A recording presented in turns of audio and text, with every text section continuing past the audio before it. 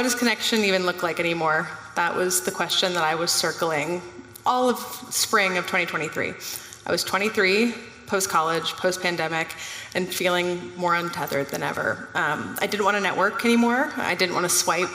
I wanted to sit across from someone and feel that spark of human connection again.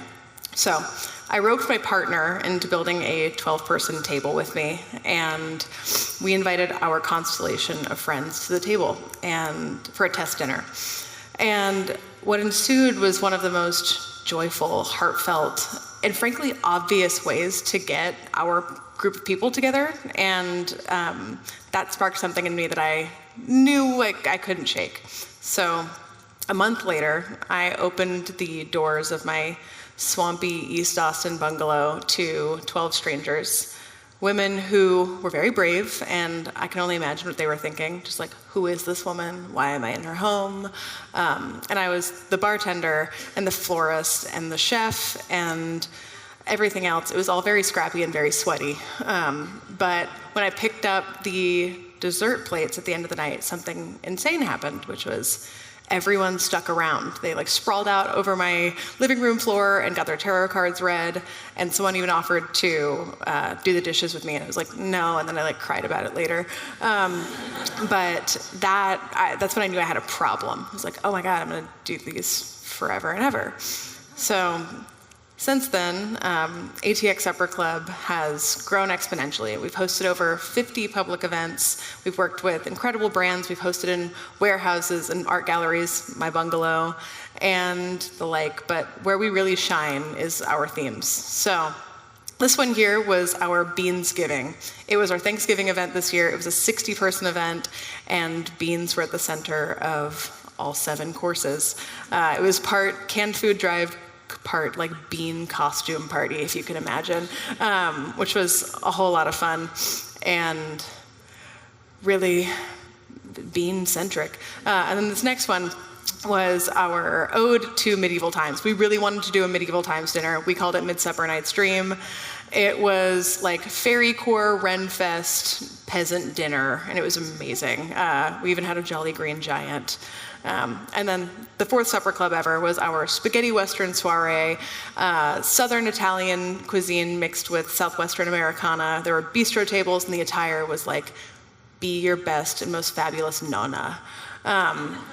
Italian grandma. And then this last one was one of my favorite series. We have met so many incredible people over our 2 years doing Supper Club who are these really insane professionals, and we wanted to pay homage to the PowerPoint nights of pandemics past. So this one was our sex ed talk, supper school, and it was led by a friend of the club and sex therapist, Hannah Woodcraft, to fill in the blanks of your failed middle school sex ed. And so aphrodisiacs menu, sex toy, floral arrangements, it was pretty great. But the magic isn't in the menus, it's in the connections, the people who become roommates or fiancés or meet their best friends, or the girl that came to a supper club in March of last year, met 3 people, and now hosts one of the biggest book clubs in Austin. And then there's Hannah.